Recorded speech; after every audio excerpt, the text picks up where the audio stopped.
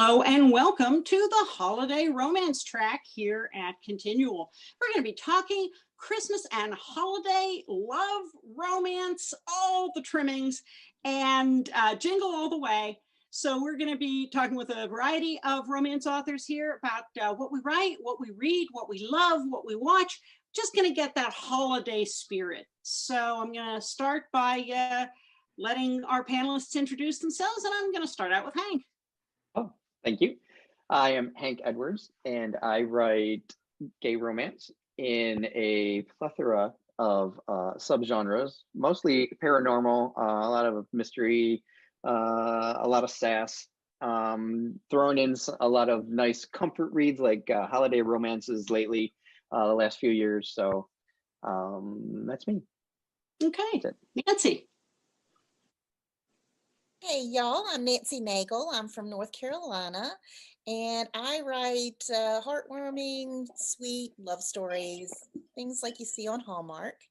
I have been doing that for quite a while, and my latest two books are A Heartfelt Christmas Promise and Hope at Christmas. I had a dual release date this year. Awesome. Glad to be here. Thanks for putting this together, Gail. Kiernan. I'm Kiernan Kelly. I also write GLBT romance in like Hank in a plethora of subgenres. And I have a Christmas story coming out as part of a 3-book, it's 3 novellas in one book. And the one I'm referring to that takes place in the holidays is called Hell Takes a Holiday. And it's about Lucifer, who gets an unexpected visit from another archangel on Christmas Eve. And things get very naughty in hell. Dahlia. Oh, I'm Dahlia Rose, and I write interracial romance. I write under I'm a multi-genre author. I just write basically where the mood takes me. I have my first Christmas romance coming out with Hallmark next year in October, October 21st, 2021. Save the date, because I'm hoping it's going to be awesome. And that's called Mistletoe and Juno. I love writing Christmas romances. I've got many of them since I am also an indie published author. And primarily when I'm writing Christmas romance, it definitely goes towards the military aspect, because of my own, military family. So I love giving soldiers happy endings for Christmas, but not happy endings like what you guys think about, like happy endings with like love and stuff. Not those are the happy endings. Okay. Have to clear that up. Yeah, they can have both. They can have both. Violet. Hey, I am Violet Howe, and I write romantic suspense, romantic paranormal mystery, and romantic women's fiction. And I just released my first Christmas holiday romance. It's a sweet romance last week as part of a 5-author, 6-book holiday romance series. So yeah, that's Awesome. I'm Gail Z Martin and Morgan Brice. As Gail, I write epic fantasy, urban fantasy, and more, not on the romance side. As Morgan Brice, I write urban fantasy, male paranormal romance. So I have several holiday and Christmas books out, but they also tend to involve chasing down demons, dark witches, or maybe Krampus, as one does. So there's love, but there's also, chasing down the monsters, which just brings people closer together in the holiday spirit. Definitely. Makes them hungry for that holiday dinner. Which might be a real holiday spirit. You never know. What do we love so much about Christmas and holiday and Christmas, winter, holiday romances? Why do we love them so much? I'm going to go around the other way and start with Violet this time. I think a lot of it has to do with hope. I think that we have this image of the holidays or of Christmas as being this, time of everyone coming together and time of everyone giving and forgiving and it being this, family holiday and a time when, the spirit of the season. And I don't know I don't know how much that exists in reality, but I think it's something that we buy into. It's something that we would like for that to be real. We would like for that to exist. And so I think we love holiday stories, holiday books, holiday movies, anything that kind of gives us the opportunity to experience that. So I think Dahlia. I think hope is one of the things that, like Violet said, but I think it brings up memories for everyone, like this whimsical feeling of when you were a child and how excited it. Even as an adult, you still get it and it still clutches you in the chest. Like, it's Christmas morning, run downstairs, and now you're watching your own kids do the same things that you do. I have a little bit of a different take on it because most of my Christmases were in the Caribbean, so we didn't have snow. Our snow was white sand beaches and these trees that turn white around December, and they're called snow on the mountains. But it's like a smell, it's like a taste, a smell. You feel it all around you, and for some reason, it just like fills you with this happiness. So I try to portray that in my books. Great. Kiernan? I totally agree. I think it's a sense of nostalgia that everybody kind of wants to recapture. You know, when you're a child and you get that one gift that you always, always wanted, and it's there under the tree Christmas morning, nothing can compare with that wonder. And I think as an adult, that's also what we're looking for. We're looking for our happy endings, and that's what romance is. It's the happy endings. And then at Christmas, especially, or the holidays, it's all fluff and light and sweet and happy and joyful. And especially now, that's what we need. Mm-hmm. Nancy? I've got 10 Christmas romances now, or Christmas love stories.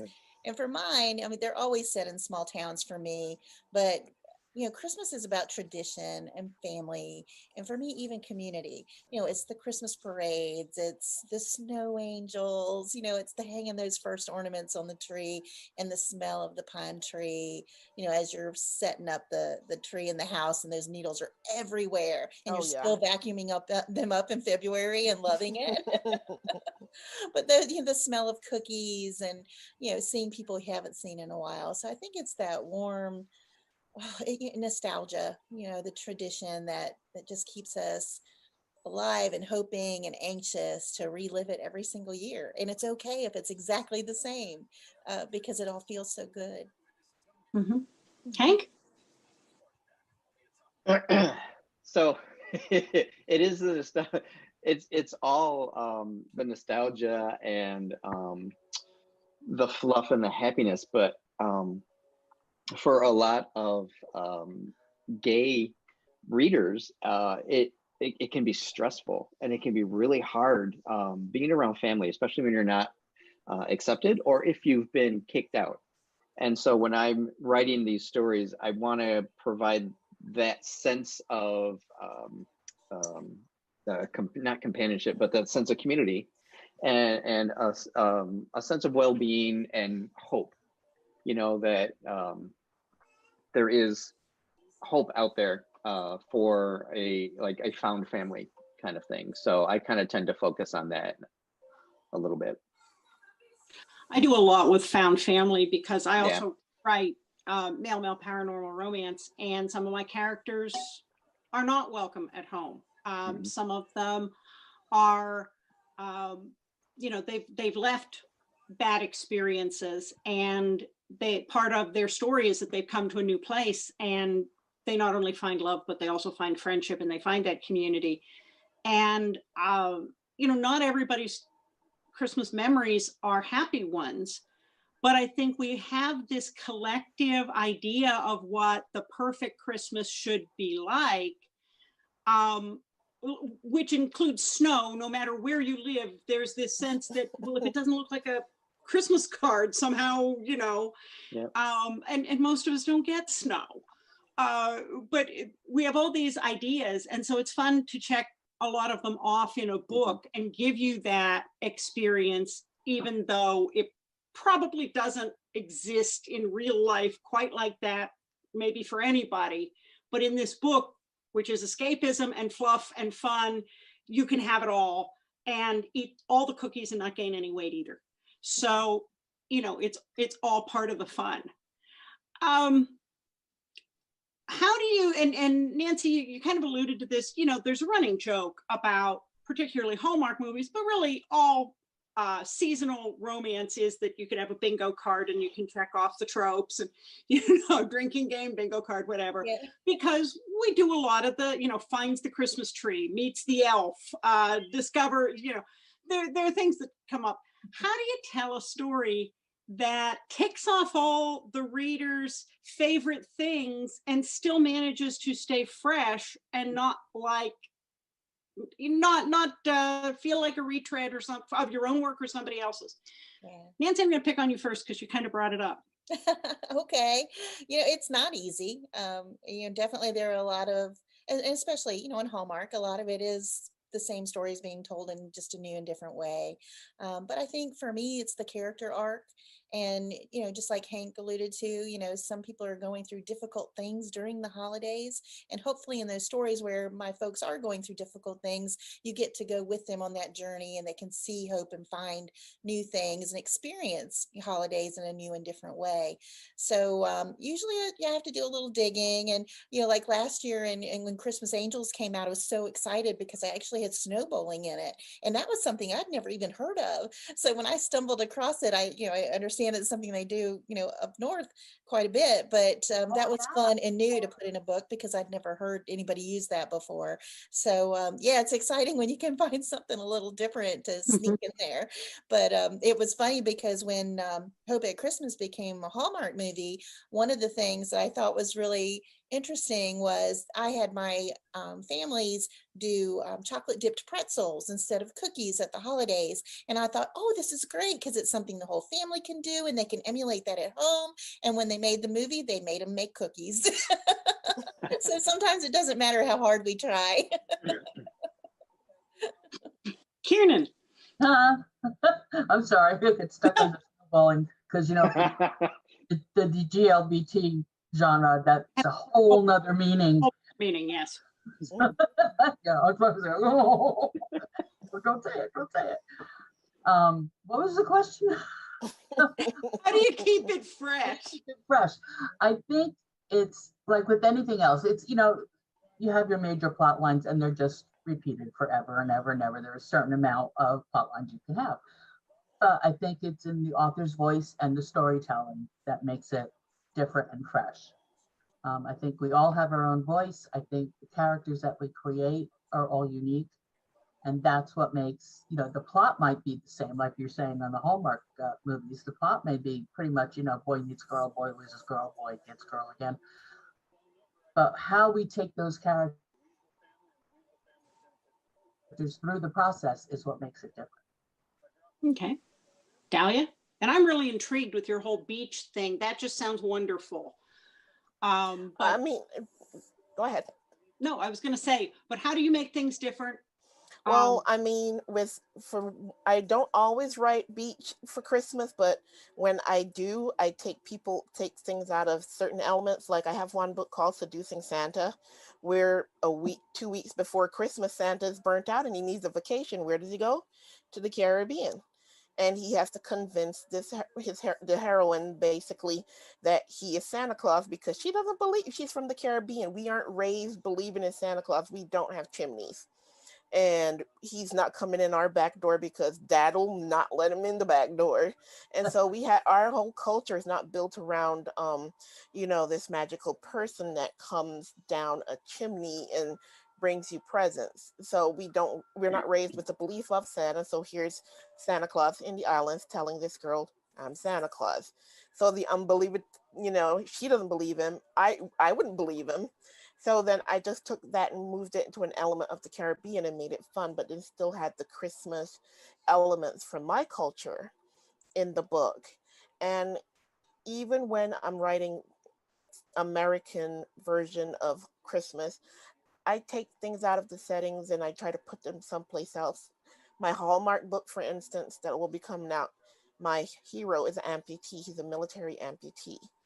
And we don't see that a lot. And we don't see them having happy endings. And a lot of people really don't understand that when they come home, they face so much difficulty that sometimes they don't have their happy ending. So I think that for me, it's always trying to find the one person that needs a happy ending and throwing them into the story and making Christmas the thing that heals them. Great, great. Violet? Well, I agree with Kiernan. I think a lot of it has to do with the author's voice and the way you tell the story. But I also think, too, the characters involved, because, you know, not all of us, as you mentioned, have had happy memories of Christmas, or not all of us have had the same Christmas experiences, and neither of the characters. So I think sometimes the way the character approaches the holidays, or the way the character is experiencing the holidays, if that's, you know, maybe for the first time, or maybe in a found family situation, or something, like kind of leaning into the character's experience. With the holiday romance that I just released, she is older and she has 4 foster children who are now all adults. And so that time of like being a parent with the magical Christmas and being able to do Santa Claus and baking the cookies, like she's in a transition phase where now like her adult children all live in different places and they come home for Christmas. So this is kind of her one time to be with them. And the gentleman that she meets in the book, the hero of the book, is in a situation where this is the first year that his son is with his girlfriend's family.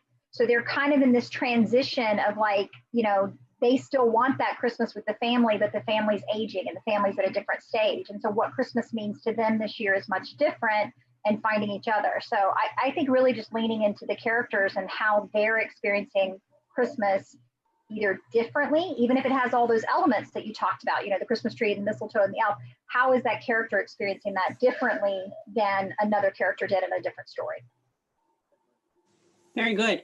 Yeah, I think for me, some of it is drawing on the differences in the characters' backgrounds when they go home with each other and discover that not everybody's Christmas looks like the one they were brought up with. So in my Badlands series, Simon came from a very small family. They were very prim and proper, and nobody showed a whole lot of emotion. And it was very, you know, let's use the good china, and everybody's sitting in stiff, uncomfortable clothing, and nobody's having a good time.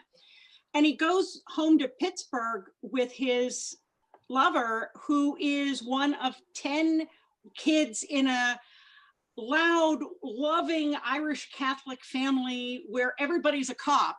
And his tough guy lover is actually one of the younger brothers. So he's constantly getting, you know, picked on or noogied by his older brother, as opposed to being, you know, the badass. And he's never dealt with this level of chaos and noise. He's also never been hugged this much in his life. And he likes it, but he's kind of overwhelmed, and everybody's trying to feed him something. And so, you know, we get insights into both characters when we see his, you know, the juxtaposition of the backgrounds and then the reactions to what's just normal for the other guy. And that's kind of fun for me because I get to delve into the character's head a little more to get there. Hank, how about you? Yeah, I got to check that book out because it sounds good.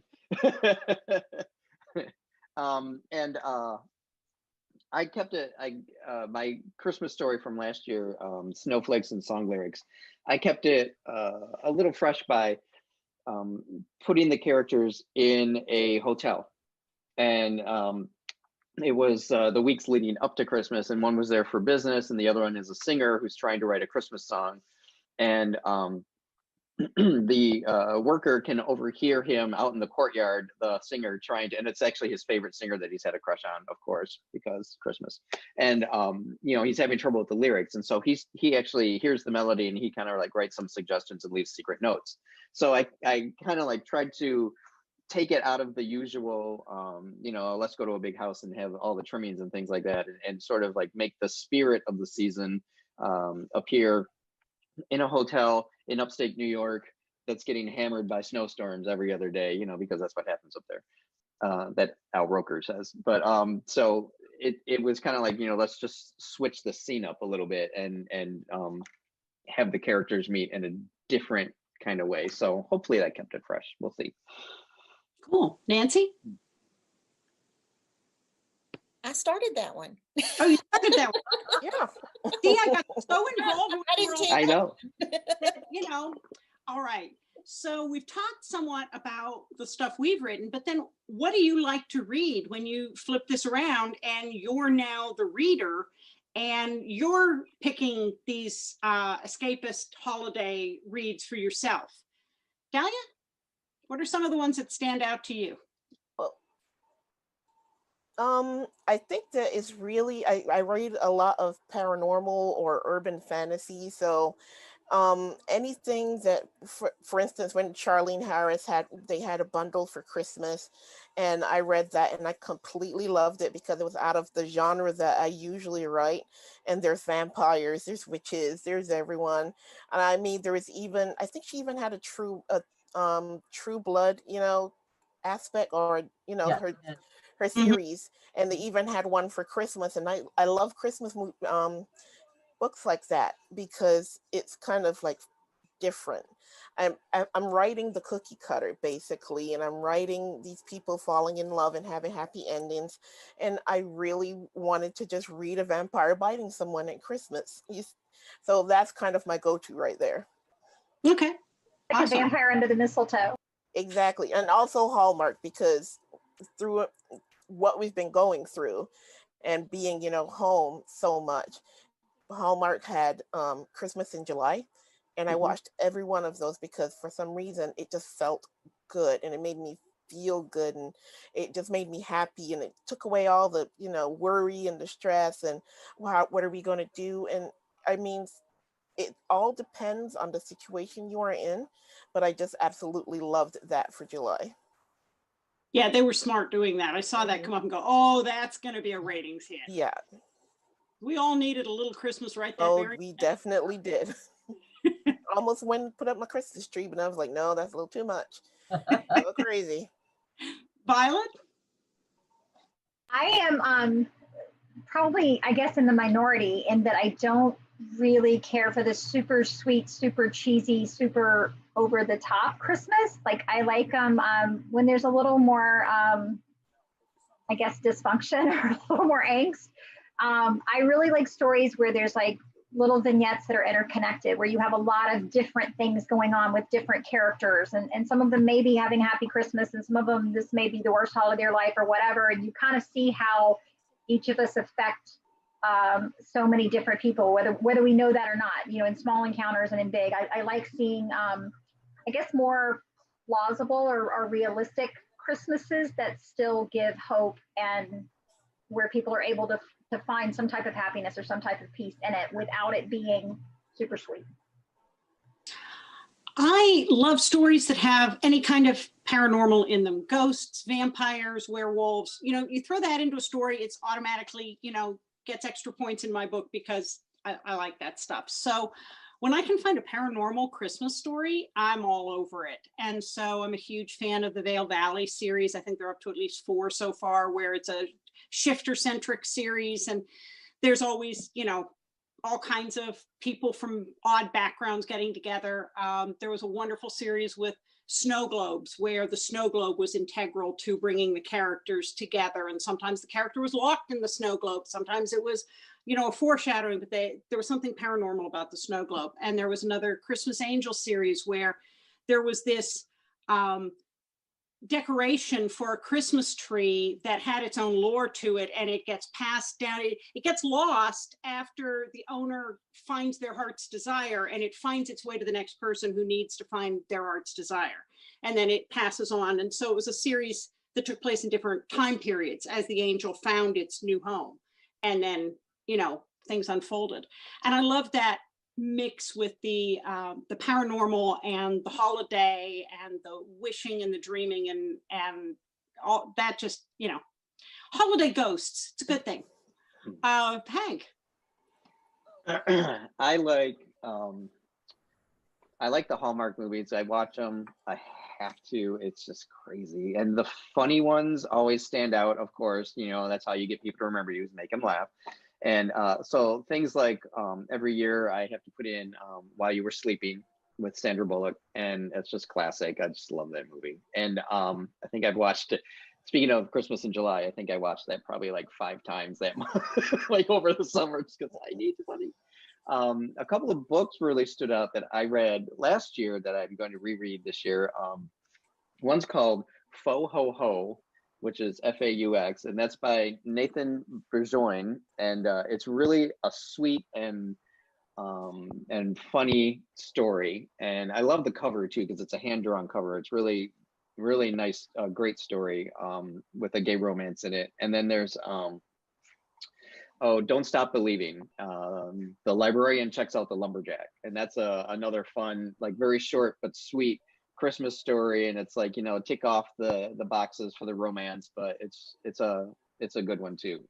So those are my couple of things that I look forward to. Awesome. Nancy?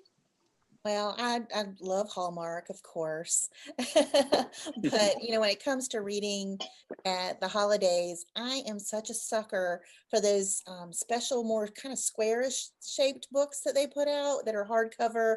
You know, Debbie Maycomer's, Nora Roberts. Yep. And I have my shelf still lined all up all year long. They get their spot.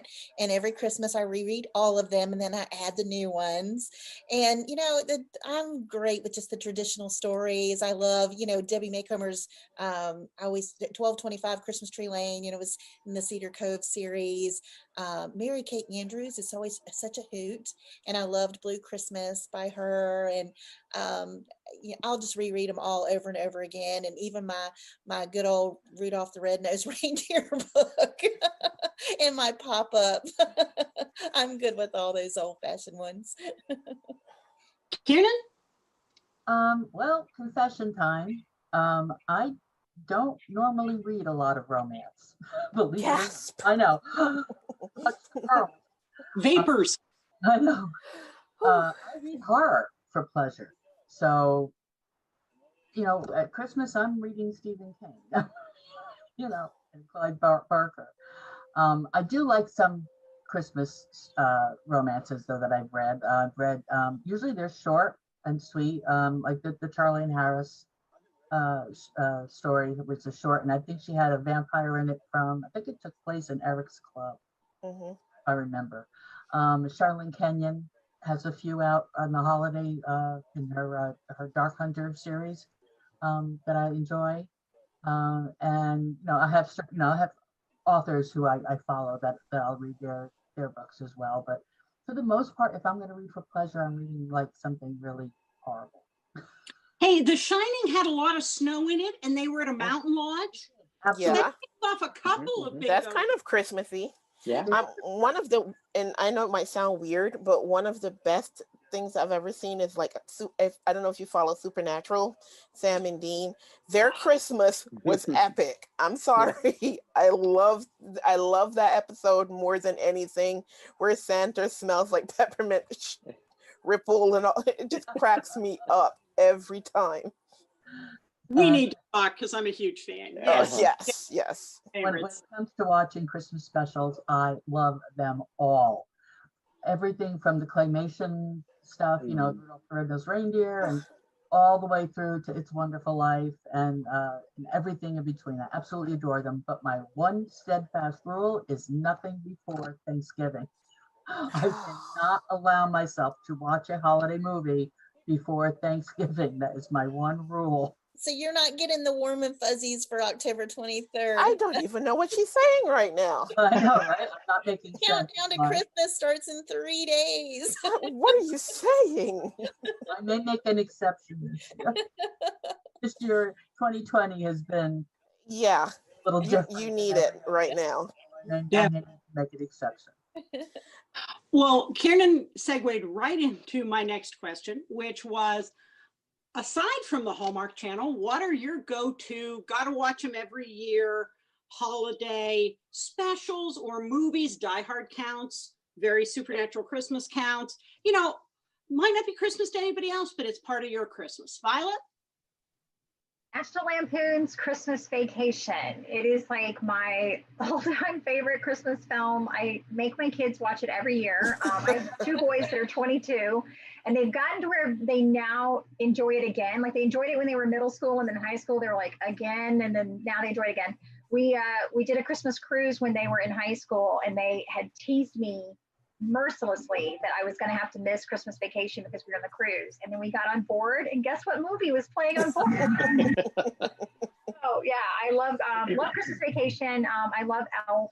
I love the claymation, like, the Rudolph and Frosty, although I cry every single time I watch them. And yeah, I love I like the ones that are more quirky and comedic. So I know. I mean, Donner is so mean to Rudolph. It still bugs me. So was Santa. Yes. Excuse me, Santa. He was. Well, and when Rudolph's little eyes spin around, I cry. I'm flat out crying every year. Oh, gross. And I know he's gonna be okay, but I just I really don't like those. I can't with the cartoon ones. There was one that broke me forever, and I mean forever. And I think it was a British one. It's Nestor the long-eared donkey. Yes. Yeah. That broke me at 10 years old, and I sobbed for the entire Christmas when his mom cleared out the snow so he had the little warm patch of green, and she froze to death, and I'm like, nope, can't do it. Nope. And even today, even with my kids and they're watching all this good stuff, I'm upstairs watching Lord of the Rings. Lord of the Rings is my Christmas holiday treat because they always bring it on back to back to back for the holidays. So that's me. I can't watch those little things that make me cry.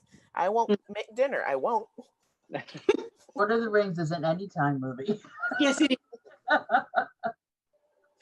Yeah, I grew up watching the Grinch, the animated one, the Chuck Jones version, and Rudolph and all of those. Mm-hmm. But there are some that I didn't see the first time around that my husband said, "Oh, what do you mean you didn't watch this growing up?" Like The Year Without a Santa Claus.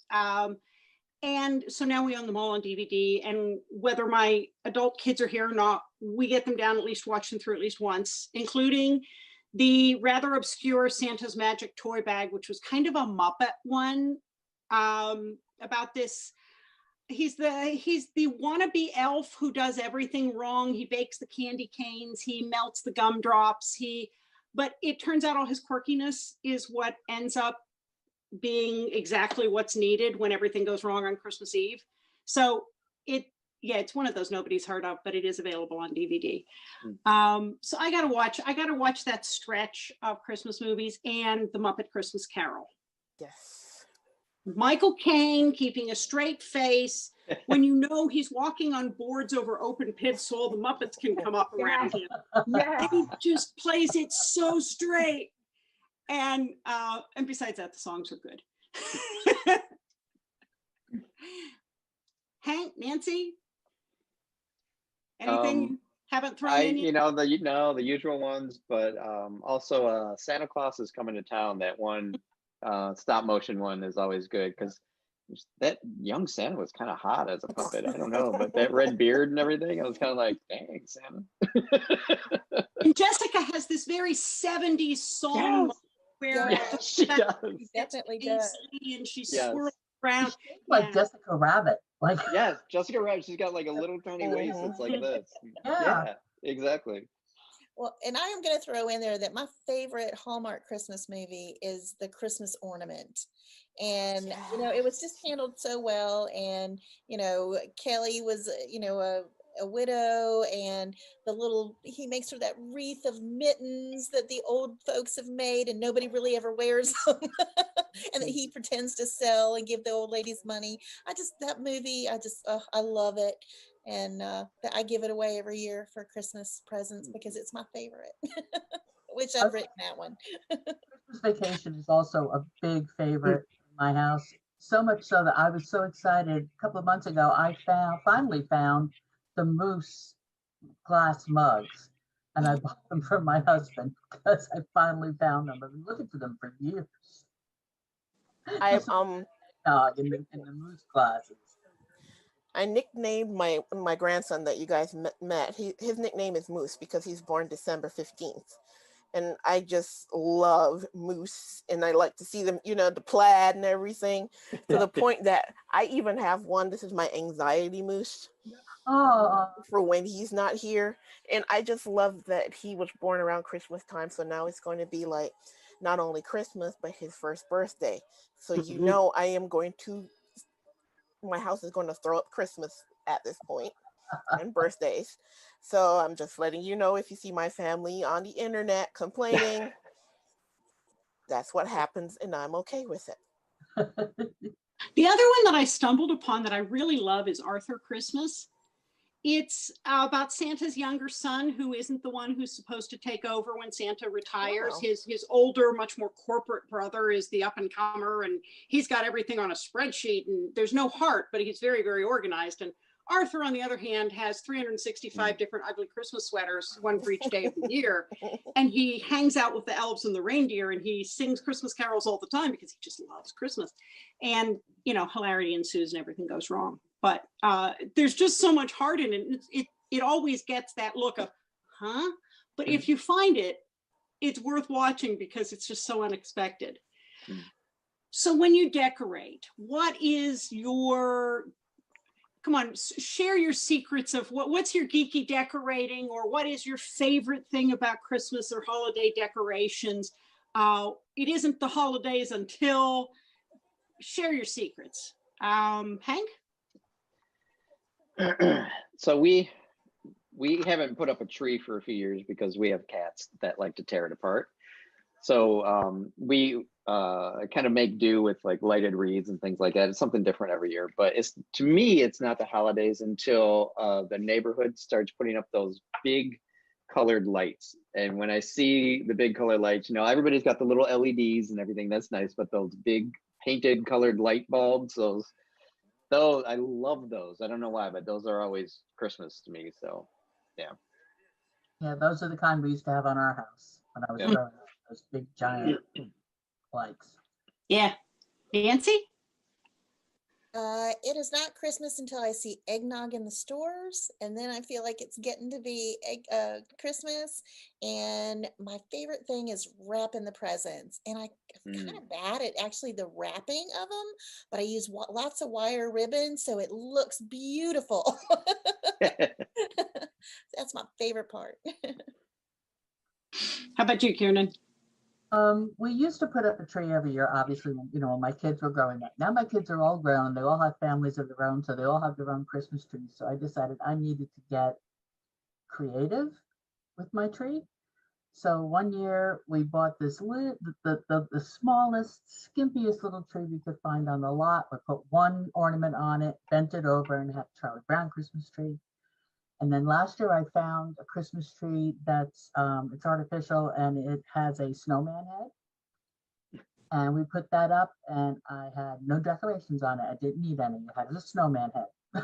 I was done. So I'm just trying to get creative and have fun with it now because my kids are all grown. They can do the hard stuff now. I don't need to. That's fun. Dahlia? For me, Christmas starts the day after this Thanksgiving, because Thanksgiving night, I'm pulling out all the boxes and they're all looking at me crazy. I'm like, I'm putting up my Christmas.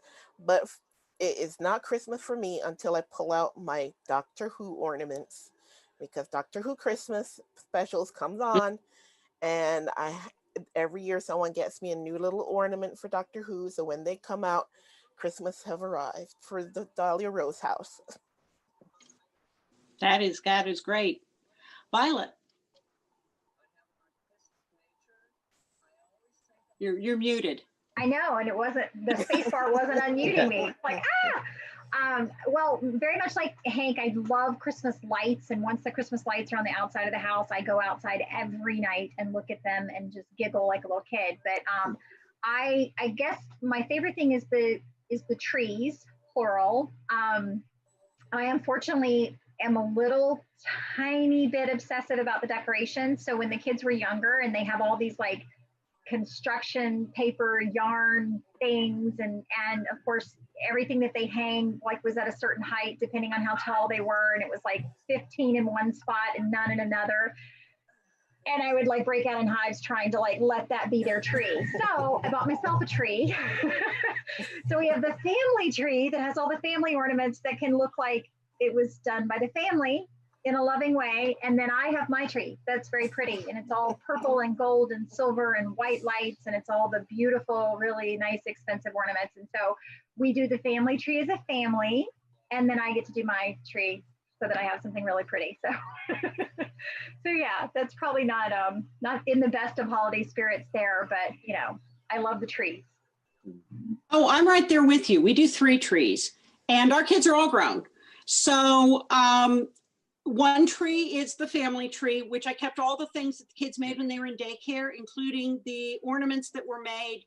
My kids are now in their mid to late 20s. So when they were in daycare, those AOL free discs were everywhere. Yeah. And they make really nice Christmas ornaments in daycare with free craft materials. If you put glitter on them and then hang them on a ribbon, they're kind of shiny. I got a bunch of those.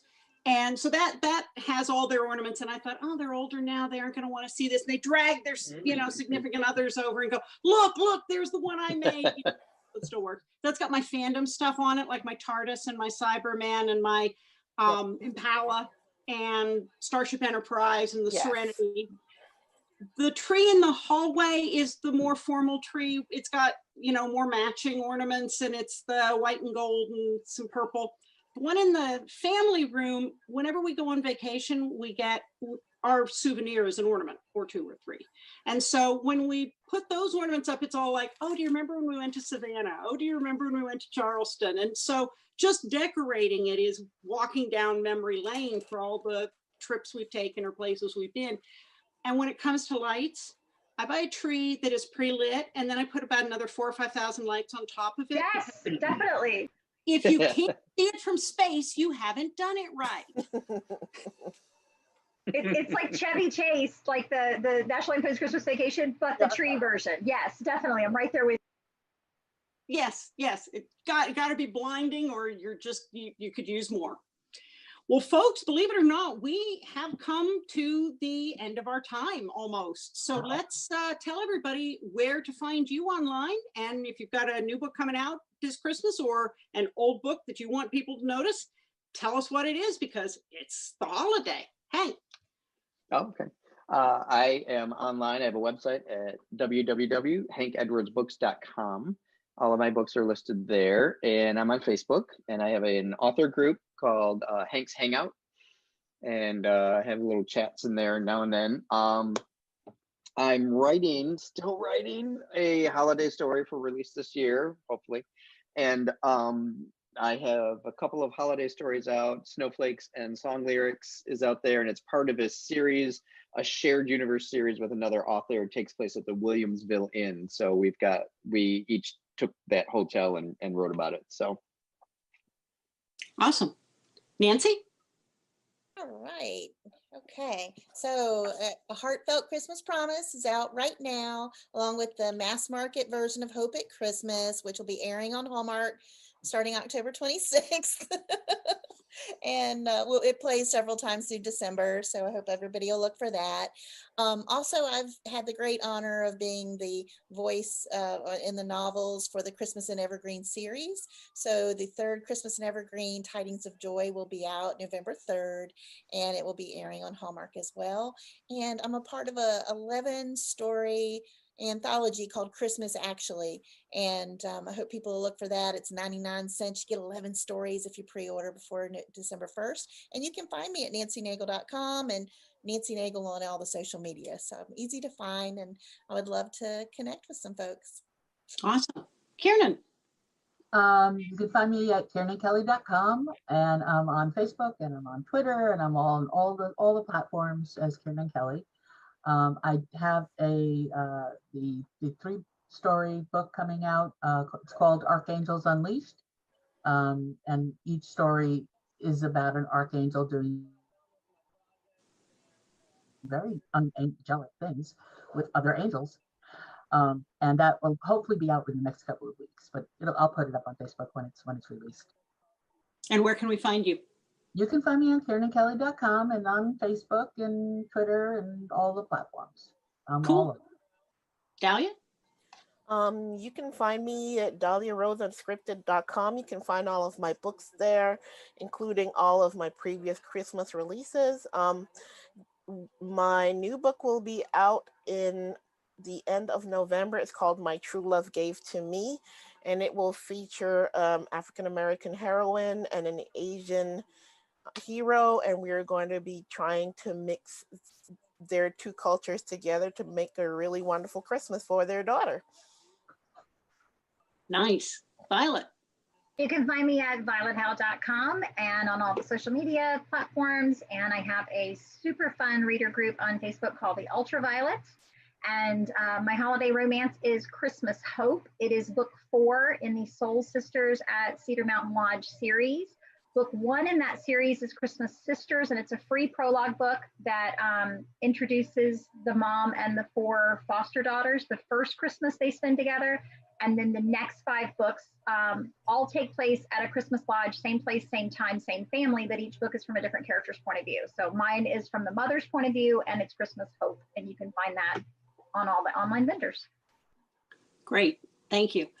You can find me online at gailzmartin.com and morganbrice.com. My Gail reader group is Shadow Alliance, and my Morgan reader group is The Worlds of Morgan Brice. I've got a Christmas anthology from last year, Christmas at Canham Castle, that had 7 romance authors and sharing one fictional castle in England. I think I've got the only male story there. All of them are a little bit paranormal. And we have this year the Trick or Treat at Canham Castle, 4 authors, same castle, same sort of thing. I've got just after the holidays, I'm in a very large multi-author winter themed giveaway. So keep your eyes open for that. And my most Christmassy novels are Lucky Town in the Badlands series, and oddly enough, Dark Rivers in the Witchbane series, which won't strike you as a Christmas novel, but it takes place at Christmas, and Christmas is important there. Folks, thank you so much for joining me. This has been so much fun to get a little Christmas right now and talk about all these wonderful, scrumptious things to read and enjoy over the holiday season. And thank you for watching us. We'll have a lot more holiday romance and just fa la la here at ConTinual. See you online.